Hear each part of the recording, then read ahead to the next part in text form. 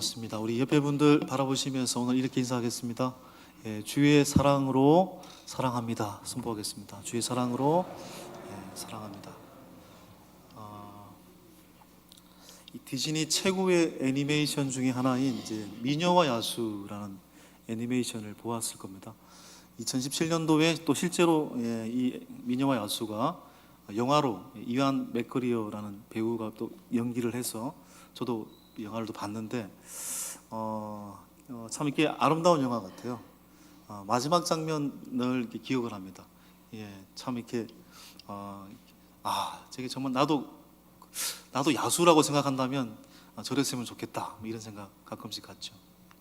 거기 보면 원래 야수는 미남이었습니다. 왕자였는데 저주가 걸려가지고 어느 날 야수가 됐죠. 그런데 야수라는 것은 결국은 성격도 괴팍스럽고 외모도 괴물과 같고 누구 하나 쳐다보지 않는 사람이 바로 야수입니다. 또 이 음성도 으르렁거리는 소리를 내기 때문에 누가 좋아하겠습니까? 그런데 어느 날 기적 같은 일이 일어나지 않습니까? 미녀가 야수를 사랑하게 됩니다. 그리고 미녀가 야수를 사랑하게 되자 야수가 갖고 있는 그 야수성이 점점 가라앉게 되고 더 아름다운 모습만 부각되게 되죠. 왜 그렇습니까? 미녀가 야수를 사랑했기 때문에 그 사랑의 힘으로 야수가 점점 야수의 본능을 숨기고 아름다운 존재로 변화되어 간다. 이것이 바로 미녀와 야수의 이야기죠. 마지막에 이 미녀가 야수가 거의 딱 죽었을 때 살아나기를 원하는 간절한 마음에서 마지막에 사랑해요라고 이렇게 외친데 그때 하늘에서 뭐가 북 떨어지고 결국은 이 야수가 다시 미남으로 바뀌지 않습니까? 이 이야기는 어떻게 보면 우리의 이야기라고 생각을 합니다. 왜냐하면 우리는 야수성으로 가득 차 있는 사람들이기 때문에 그렇습니다. 태초에 하나님은 인간을 하나님의 형상으로 아름답게 창조하셨죠. 그런데 인간이 언제 야수로 돌변하게 됩니까? 하나님의 명령을 어기고 불순종하게 되었을 때 아름다운 존재였던 인간은 살인하는 존재로 변하게 되죠. 분노하는 존재, 죄를 짓는 존재로 변화하게 됩니다. 여러분, 사람들이 야수 같은 모습을 가질 때가 우리가 종종 있지 않겠습니까? 여러분이 아름답게 이 교회에서 예배를 드리다가도 여러분 예배당을 나가면은 어느샌가 나도 모르게 야수로 돌변할 때가 있습니다. 주로 언제 그렇게 많이 돌변을 하죠? 저는 운전할 때 그런 것 같아요. 운전할 때 새벽 예배를 드리고 5분도 안 돼서 운전하다가 저 김 여사, 저 박 여사, 제 자신도 모르게 그런 말이 딱 튀어나올 때, 참 제 속에 여전히 야수가 꿈틀거리고 있구나. 저만 그런 것 같습니다. 느낌이 지금. 사실 제 자신도 모르게 그런 얌전하지 못하게 운전을 할 때면 그리고 걸리지 않았다. 위안이 딱 두 가지가 위안이 돼요. 내 차 안에 십자가가 없구나. 다행이다. 그리고 물고기 모양 익투스 마크가 없구나. 참 다행이다. 거기에 위안을 받죠. 저는 제 차에 진짜 십자가를 달지 않습니다. 왜냐하면 잘해도 본전이라는 생각이 들어가지고요. 바울도 동일한 고민을 했습니다. 로마서 7장 15절에서 내가 행하는 것을 내가 알지 못하노니 곧 내가 원하는 것은 행하지 아니하고 도리어 미워하는 것을 행함이라. 내 안에 성과 악의 갈등, 성과 악의 내면의 갈등을 이야기하고 있습니다. 자신 안에 쉽게 말해 야수가 꿈틀거리고 있다라고 솔직하게 고백하고 있잖아요. 근데 바울만 그렇게 고백한 것이 아니라 성경의 거의 모든 구절이 이러한 갈등과의 싸움이라고 말할 수 있습니다. 제가 수요 예배 때도 말씀을 드렸습니다만은 이 소망이라는 말이 엘피스라는 헬라어 단어인데 그 귀신들 빌립보에서 귀신 들린 여종 때문에 밥벌이 하던 이 주인들이 바울이 귀신을 쫓아내니까 여종들의 밥줄이 끊기잖아요. 자기의 수익에 소망이 끊겼다라고 이렇게 막 절망하는 장면이 나와요. 그때 그 소망도 엘피스고 바울이 유라굴로 강풍을 만났을 때도 평강을 누리면서 하나님께 기도하면서 나는 로마로 가는 소망이 있다. 그래서 이 모든 강풍과 어려움도 나에게는 문제가 되지 않는다. 그때 말하는 소망도 엘피스입니다. 똑같은 단어인 것처럼 보이지만 어떤 한 사람의 소망은 유한한 소망이고 바울의 소망은 무한한 소망이죠. 그 싸움을 우리가 하고 있는 거죠. 성경에 봐도 성과 악의 갈등이 너무 많잖아요. 우리가 특별히 인간의 어떤 무서운 야수성이 꿈틀거리고 있는 장면 중에 하나가 사울이 다윗을 쫓아갈 때, 여러분 지도를 펼쳐보면 이스라엘 전역을 창을 들고 다윗을 죽이기 위해 쫓아갔습니다. 심지어는 이스라엘 땅에 숨을 곳이 없어서 다윗이 블레셋 가드 왕 아기스 왕 앞에 침을 질질 흘리며 이렇게 미친 채 하지 않습니까? 그 정도 쫓아 도망갈 때까지 사울은 다윗을 끝까지 죽이기 위해 쫓아가죠. 그 사울의 광기와 집착, 무서운 인간의 악마성을 의미하는 것입니다. 그리고 예수님이 태어나실 때 예수님을 죽이고자 헤롯 대왕이 어떻게 했습니까? 베들레헴 내에 영아들을 대학살했습니다. 그 헤롯 대왕의 무서운 광기, 인간의 무서운 야수성을 드러내고 있죠. 우리가 살고 있는 이 세상도 마찬가지입니다. 우리가 매일마다 뉴스를 틀 때마다, 기사를 접할 때마다 세상 곳곳에는 무서운 야수성으로 가득 찬 그러한 사건 사고를 우리는 보고 있습니다. 그러니까 지난 주간에 제가 우연히 영상이 뭔가 이렇게 떠 있길래 보니까 작년에 일어난 사건이었더라고요. 어제까지만 해도 사랑하는 사이였습니다. 결혼을 약속까지 했습니다. 그런데 오늘 남자가 여자를 살인을 저지릅니다. 그런데 결혼까지 약속을 했는데 사실 제가 아무리 봐도 이유가 없어요. 죽일 이유가 없어요. 근데 그냥 죽이는 게 아니고 칼을 191번을 휘두르더라고요. 그것도 얼굴과 목으로. 제가 그 장면 보면 깜짝 놀랐습니다. 그 지인들한테 물어보니까 그런 사람이 아니래요. 친구들, 10년 지기 친구들 물어봐도 그런 친구가 아니래요. 그런 친구가 아닌데 191번을 사랑하는 사람의 목을 찌를 정도로, 얼굴을 찌를 정도로 무서운 악마였다는 거죠. 여러분, 그 모습이 어떻게 보면 우리 안에 자리 잡고 있는 무서운 야수성이다. 우리도 뭐 크고 낮고의 정도의 차이일 뿐이지 우리도 꿈틀거리고 있는 야수성이 존재하고 있지 않습니까? 여러분, 오늘은 종료주일입니다. 2000년 전 예수님이 십자가의 길을 가시기 위해 나귀 새끼를 타고 예루살렘을 입성하신 종료주일이자 고난주간의 시작입니다. 예수님이 나귀 새끼를 타고 가셨다는 것은 바로 스가랴 선지자의 예언의 성취죠. 스가랴 9장 9절에 이 장면이 등장합니다. 왕이, 진정한 메시아가 나귀 새끼를 타고 오실 것이다라는 그 장면이 예언되어 있거든요. 그 예언이 성취가 되는 장면이죠. 예수님이 나귀 새끼를 타고 예루살렘을 입성하실 때 수많은 무리들이 운집해 있었습니다. 제가 그 ESV 주석을 보니까 그게 맞는지 모르겠어요. 그 당시에 예루살렘에 50만 명 이상이 운집해 있었다, 이렇게 표현을 쓰더라고요. 그게 확실한 건지 모르겠습니다만은 엄청난 무리들이 모여 있었습니다. 6월절이 다가오고 있기 때문에, 6월절이 곧 다가오고 있기 때문에 얼마나 많은 사람들이 있었을까요? 예수님이 입성하실 때 그들은 종려나무 가지를 들고 겉옷을 펼쳐서 레드 카페로 만들고, 또 예수님이 오셨을 때 그들은 환호성을 질렀습니다. 어떻게? 호산나, 주여 어서 우리를 구원하소서. 바로 예수님이 그들이 그토록 기다리는 메시아라고 생각했기 때문에 그렇습니다. 그런데 여러분 어떻습니까? 그들이 메시아라고 여겼던 예수를 4일이 지나면 어떻게 표현합니까? 돌변하잖아요. 예수를 십자가에 못 박으라, 그렇게 말하는 무리들로 돌변합니다. 야수로 돌변합니다. 왜 그렇습니까? 그들이 기대했던 메시아는 강력한 메시아잖아요. 로마 제국을 한 방에 뒤엎을 정치적 메시아. 근데 예수님은 그런 모습으로 오시지 않았죠. 종으로 오셨죠. 십자가를 지기 위해서 오셨죠.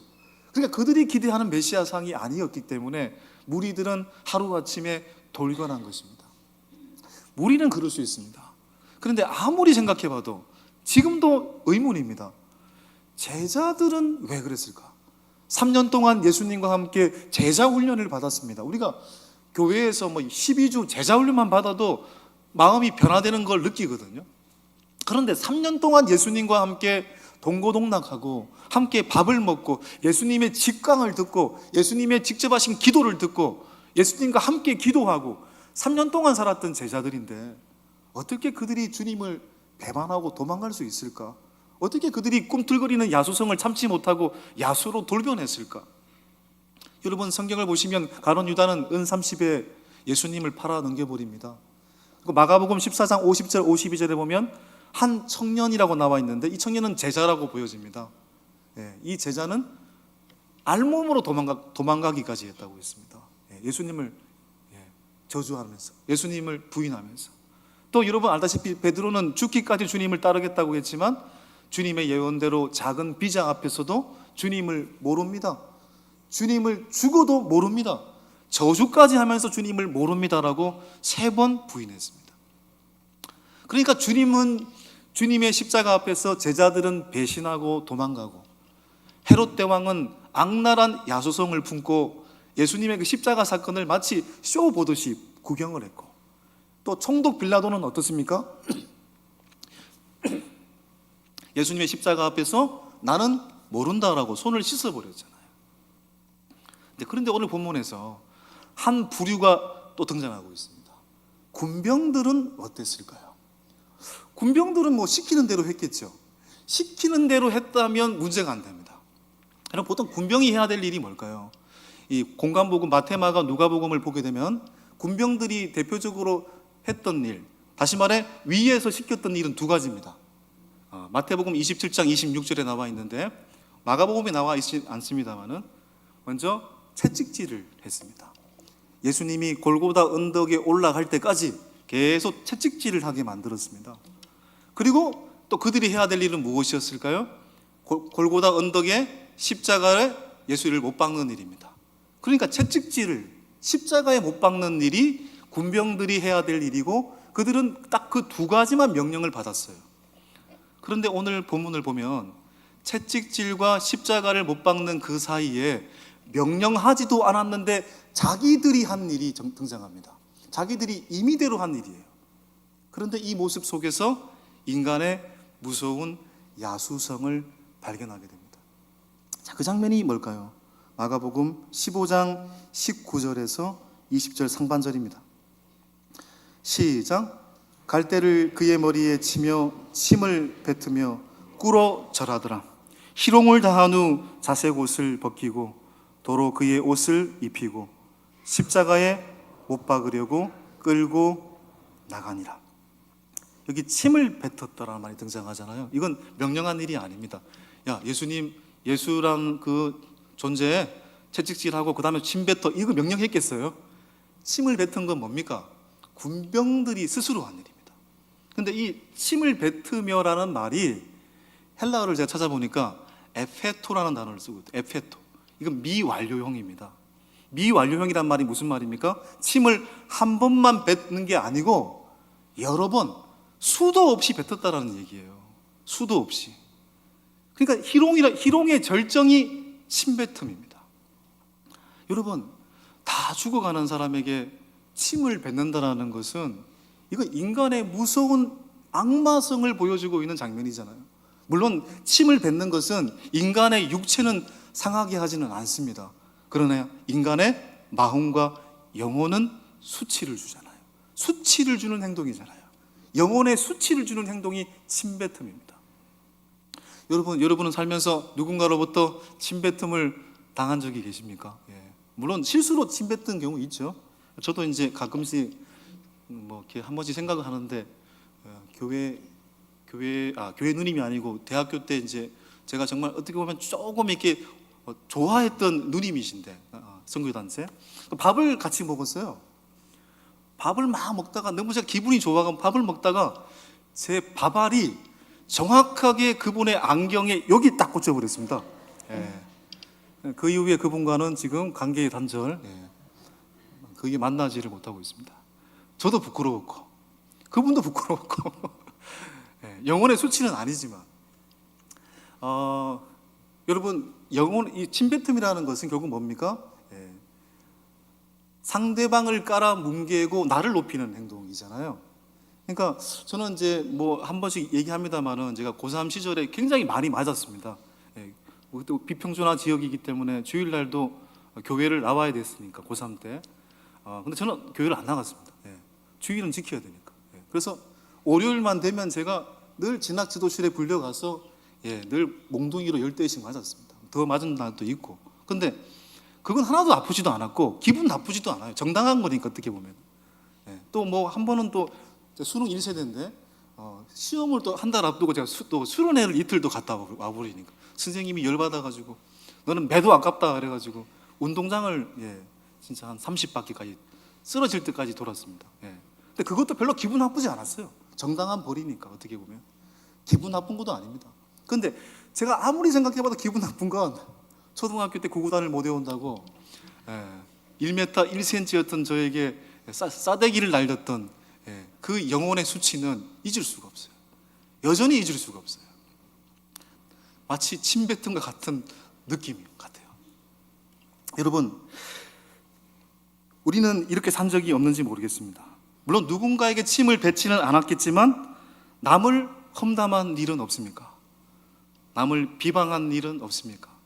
눈을 흘기면서 다른 사람을 쳐다본 적은 없습니까? 다른 사람을 깔아뭉개고 나를 높이는 행동을 한 적은 없습니까? 그런데 그것이 어떻게 보면 침뱉음과 같은 것입니다. 예수님께서 마태복음 25장에서 지극히 작은 자에게 하지 아니한 것이 곧 나에게 하지 아니한 것이고 지극히 작은 자에게 한 것이 곧 나에게 한 것이라고 말씀하셨기 때문에 그렇습니다. 우리 스스로는 누구나 예외 없이 야수적 근성이 있습니다. 성경은 이 부분에 대해서 정확하게 지적을 하고 있어요. 에베소서 2장 3절에 자 읽어볼까요? 전에는 우리도 다 그 가운데서 우리 육체의 욕심을 따라 지내며 육체와 마음에 원하는 것을 하여 다른 이들과 같이 본질상 진노의 자녀이었더니 본질상 진노의 자녀였다. 이건 우리가 선을 행할 수가 없다 이 말이 아니고 우리는 선도 행할 수도 있지만 오히려 악을 더 많이 행할 가능성이 많은 존재다라는 것을 암시하고 있는 거잖아요. 물론 우리 중에는 이렇게 반박하는 분도 계실 겁니다. 아니 저는 안 그런데요. 저는 나름대로 엄청나게 선하게 사는데요. 노력을 엄청 하는데요. 맞습니다, 여러분. 여러분의 노력, 저의 노력 알고 있습니다. 애쓰죠. 노력하죠. 선하게 살려고 아둥바둥 거리죠. 내 의와 내 의지로 착하게 살기 위해 노력하죠. 그런데 질문을 한번 던져봅시다. 지금부터 1년 동안 여러분은 여러분의 마음까지도 선하고 정결하게 과연 살아갈 수 있겠어요? 아니 한 달 동안만이라도 여러분의 힘으로 여러분의 노력으로 여러분의 마음까지도 거룩하게 흠없는 삶으로 흠없는 생각으로 살아갈 수 있겠습니까? 아니 단 하루라도 여러분의 힘으로 선하고 정결하게 선한 마음만 품고 살아갈 수 있겠습니까? 아니 단 한 시간이라도 내 힘으로 완벽하게 흠없이 정결하게 생각하고 행동할 수 있겠습니까? 저는 결론을 맺었습니다. 제 힘으로는 제 마음조차 1분조차도 컨트롤할 수 없다는 것을 알게 됩니다. 로마서 6장 23절에 죄의 삭은 사망이라고 했죠. 그러면 이대로 놔두면 사망인 거잖아요. 그럼 어떻게 해야 되는 것입니까? 오늘 군병들이 예수님에게 뱉었던 침뱉음은 우리의 인간의 더러움, 우리의 인간의 죄를 상징합니다. 그런데 예수님께서는 그 군병들이 뱉었던 침뱉음과 인간의 그 더러움을 품고 어떻게 하셨습니까? 십자가의 자리까지 가셨잖아요. 그리고 십자가에서 그 죄를, 그 침뱉음을 자신을 믿는 사람들 누구든지 죄 없다라고 선포하셨잖아요.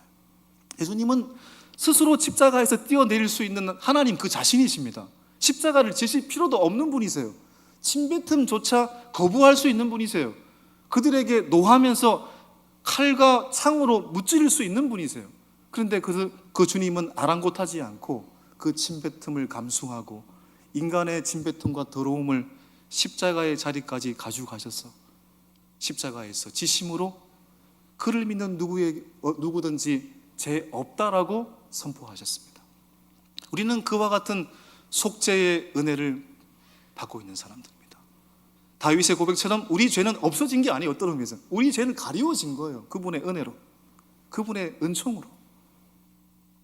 저는 지극히 평범한 사람이죠. 당연히 저를 존경하는 사람은 없을 거라고 생각합니다. 그러나 몇 분 정도는 존중은 하겠죠. 존중은 합니다. 저도 존중받습니다.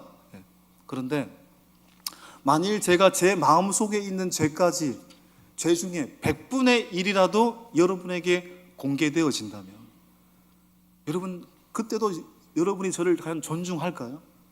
존중하지 않을 겁니다. 한 자녀의 아버지로서, 성도들의 목회자로서, 그 누군가의 이웃으로서 자격 상실을 당하게 될 겁니다. 그런데 주님께서는 그 죄를 덜추지 않으시고 나의 죄를 갖고 주님께 엎드렸을 뿐인데, 그분의 십자가 앞에 나의 죄를 통회하고 그분을 믿었을 뿐인데 나의 죄를 없다라고 나의 죄를 덮어주셨습니다. 우리는 누구나 그런 속죄의 은혜를 받고 살고 있는 사람들입니다. 죄의 삭은 사망으로 가는 길인데 그분의 은혜로 말미암아 우리는 그 사망의 길이 아닌 생명의 길로 가게 되는 속죄의 은혜를 받은 자가 되었습니다. 이걸 다른 말로 표현하면, 그렇구나, 의인은 내 힘으로 사는 게 아니구나, 의인은 믿음으로 말미암아 사는 것이구나. 제임스 스미스의 습관이 영성이다라는 책이 있습니다. 아주 얇은 책인데 이 책이 내가 너무 좋아서 목양실에 오신 어떤 분에게 제가 선물로 드렸던 것 같아요. 여러분, 인간이 살다 보면 기억을 상실할 때가 있잖아요. 어떤 누군가는. 근데 기억을 상실해도 내 몸은 기억하고 있다는 얘기입니다. 내 기억은 내 배우자를 몰라봐도 내가 자전거를 배웠다면 자전거는 탈 수 있습니다. 내가 피아노 연주를 했다면 내 몸은 그것을 알고 피아노 연주를 할 수 있다는 거죠. 내 머리로는 기억하지 못하지만 내 몸은 기억하고 있다는 것입니다. 이게 그 책에 나온 진짜 너무 일리 있는 말이라고 생각이 들었습니다. 우리는 대개 교회에서 습관적으로 신앙생활하지 마라 이런 말들 많이 듣잖아요. 야, 교회 와가지고 멍하니 그러려면 뭐 하러 왔냐? 저 그런 얘기 많이 들었습니다. 그렇게 좋을 것 같으면 왜 왔냐? 이런 얘기 많이 듣지 않습니까? 근데 저는 그 얘기에 대해 반박하고 싶습니다. 졸더라도 교회에 오는 것이 훨씬 낫습니다. 아무 생각 없이 앉아 있더라도 교회에 오는 것이 훨씬 낫습니다. 동의 제청해 주십시오. 가면 이해하십시오. 여러분, 그렇잖아요. 여러분, 부모님들, 제 개인적으로 생각해 봤을 때 설날 전에 제가 스스로 제 방에서 큰 소리로 고향 내려가고 싶지 않다, 집이 너무 멀다, 이번에 안 내려갔으면 좋겠다 그랬더니 옆에 있는 어떤 분께서 저에게 자식이 맞냐고 얘기하더라고요. 근데 제가 내려갔잖아요. 여러분, 언제나 영과 진리로 부모님을 모실 수는 없죠. 언제나 마음이 100% 진실한 마음으로, 기쁜 좋은 마음으로 부모님 댁에 가는 게 아니잖아요. 가기 싫을 때도 있어요. 가기 싫을 때도 있지만 내 몸은 움직이잖아요. 그러면 되는 겁니다. 내 몸이 움직이는 것이 훨씬 나은 거죠. 마음이 그렇다고 치더라도. 그럴 때가 있잖아요. 예배를 늘 드리고 싶어 하십니까? 아니잖아요. 오늘 예배를 안 드리면 밥을 안 준다고 하더라. 예배를 안 드리면 용돈을 안 준다고 하더라. 어쩔 수 없이 예배 자리에 온 사람 있습니다, 여러분. 제가 3 때도 그렇고 어떤 우리 학생들이 예배를 억지로 드릴 때면 저는 좀 마음이 좀 어떻게 안타깝기도 해요. 너무 또 대견하기도 하고. 늘 예배를 드리고 나면 제가 고생했다, 이런 인사를 합니다. 고생했다. 얼마나 고생하는 일이에요, 여러분. 억지로라도 내 몸을 움직여 예배 드리는 것이 훨씬 낫습니다. 여러분, 왜 그렇습니까? 여러분, 바울이 선과 악의 갈등 속에 살고 있다고 했잖아요. 그럼 어떻게 하면 선을 선택할 수 있을까요? 좋은 습관을 들이면 됩니다. 좋은 습관이 영성이기 때문에 그렇습니다. 여러분, 다니엘을 한번 생각을 해보십시오. 다니엘이 바사와 바벨론의 신하로 타국으로 끌려가지 않습니까? 그런데 그 타국에서도 인정을 받고 총애를 받고 너무 잘 나가니까 바사의 신하들이 시기를 해가지고 다윗에게 모함을 걸고 결국 사자굴 속에 들어갈 위기에 처하게 되었습니다. 다니엘이. 그런데 다니엘이 그 위기를 어떻게 극복합니까? 자신의 몸에 밴 좋은 영성의 습관으로 그 위기를 이겨내잖아요. 목에 칼이 들어와도 그는 언제나 어떤 습관이 있었습니까? 예루살렘을 향하여 창문을 열고 전에 하던 대로 하나님께 기도하고 감사하는 습관이 있었잖아요. 그 습관으로 그 위기를 이겨냅니다. 여러분, 보통 교도소에 있는 분들이 교도소에서 그냥 여러분 재활 어떤 교육 같은 걸 하잖아요. 제빵 교육, 그다음에 컴퓨터, 목공 이런 걸 배웁니다. 나가서 이렇게 다시 갱생된 인간으로 살기 위해서. 그런데 그렇게 열심히 배워서 자격증을 따고 밖으로 나왔는데 재범하는 사람이 너무 많대요. 근데 가장 재범률이 낮은 여러분 직종이 뭔지 아십니까? 제빵입니다. 여러분, 목공이라든지 컴퓨터는 하기 싫거나 시간이 없으면 안 하고 또 다음에 해도 되는 거잖아요. 근데 제빵은 어떻습니까? 빵을 만들려면 아침 5시에 일어나야죠. 그러면 빵 반죽을 만들죠. 그리고 시간이 지나면 또 오븐에다가 2시간 또 예를 들어서 빵을 구워야죠. 빵을 만드는 데까지는 엄청난 시간의 리듬이 필요한 거잖아요. 죄를 지을 시간이 없는 거죠, 쉽게 말해서. 빵의 리듬에 맞추다 보니까 자신의 몸에 성실성이 배어 있게 되고, 그러니까 재범률이 낮아지게 된다, 이런 부분이 들어있더라고요. 참 일리 있는 얘기라고 생각을 합니다. 몸은 움직이고 있는 것, 이게 굉장히 중요한 거구나. 내 몸의 습관이 좋게 드는 것, 정말 중요한 문제이구나. 어떤 한인교회에서 어떤 분이, 이분은 미국에서 태어나셨기 때문에 한국말이 서툴었습니다. 근데 한인교회니까 한국어로 예배를 드리잖아요. 찬양도 한국어로 찬양을 부르고. 근데 옆에 있는 분들을 보니까 너무 뜨겁게 찬양을 하고, 찬양을 부를 때 2손을 들고 찬양을 하고, 이게 이해가 안 되는 거예요. 내 마음이 동해야 손을 들고 찬양을 하지, 내 마음에 감정이 올라오지도 않는데 어떻게 2손을 들고 찬양을 하냐. 그런데 어느 날 이분이 자신도 모르게 오늘만 내가 2손을 들고 찬양을 해봐야 되겠다라는 결단이 일어난 것 같아요. 억지로 그냥 오늘만 2손 들고 찬양해야 되겠다. 그 2손을 들고 찬양을 했대요. 내 몸은 2손을 들었대요. 그런데 찬양을 부르는 가운데 자신의 삶 속에, 자신의 심령 속에 말할 수 없는 평강이 밀려오게 되었대요. 내 몸이 움직이게 될 때 내 마음에도 평강이 밀려오게 된 거죠. 여러분, 정말 중요한 것이라고 생각합니다. 우리가 이 시간 하나님 앞에 억지로 예배를 드렸다고 할지라도, 여러분, 이 몸에 밴 영성의 습관이 결정적인 순간에 어떠한 것도 이기게 만들고 어떠한 순간에도 평강을 누리게 되는 놀라운 은혜가 되는 줄 믿습니다. 그러니까 여러분, 내 몸이 움직이는 것, 아브라함의 순종도 그렇잖아요. 아브라함도 이삭을 모리아산에 바치라고 했을 때 여러분, 마음이 100% 동의해서 순종했습니까? 아닙니다. 이해가 안 되는 얘기죠. 어떻게 아들을 번제로 바쳐요? 말도 안 되는 얘기입니다. 그러나 하나님을 향한 신뢰, 그거 하나 붙들고 내 몸은 모리아산을 향해 움직였던 거죠. 몸이 움직이니까 자연스럽게 그 마음까지도 따라오게 된 거죠. 여러분, 오늘 사순절 6번째 주일이자 고난주간의 시작 종료 주일입니다. 내 몸이 움직이면 내 마음도 움직입니다. 내 몸이 주님 앞에 예배하는 습관을 들이면 결정적인 순간에도 평강을 누리며 무너지지 않습니다.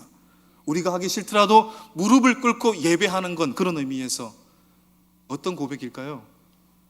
의인은 믿음으로 말미암아 산다라는 고백입니다. 나는 속죄의 은혜를 받은 존재이구나라고 고백하는 것입니다. 내 몸이 무릎을 꿇고 예배한다는 게 그런 의미인 거죠. 여러분, 우리는 얼마나 부족한 존재입니까? 우리의 죄가 드러난다면 우리는 얼굴을 들 수 없는 존재가 될 겁니다. 그런데 주님께서는 누구든지 예수 십자가 앞에 나와서 무릎 꿇고 그 죄를 내려놓고 회개하고 주님을 의지하는 자가 되면 그 죄를 가리워 주시겠다, 속죄의 은혜를 우리 가운데 허락하신 것입니다. 그 속죄의 은혜를 받은 분들이 저와 여러분들인 줄 믿습니다. 그렇다면 속죄의 은혜를 받은 자답게 오늘도 그 십자가의 은혜 앞에 이 고난주간 주님을 더욱 뜨겁게 묵상하고 우리의 몸은 주님을 더 예배하는 존재로 이 한 주간을, 우리의 일평생을 살아야 되지 않겠습니까? 우리의 몸이 움직일 때 결국 우리의 마음까지도 주님이 지배하는 복된 은혜의 은총의 성도들이 되시는 줄 믿습니다. 그 믿음으로 살아가는 우리 모든 그리스도인들 될 수 있기를 소망합니다. 이 시간 함께 그때 그 무리들이 함께 찬양하시면서 바로 성산에 나아가도록 하겠습니다.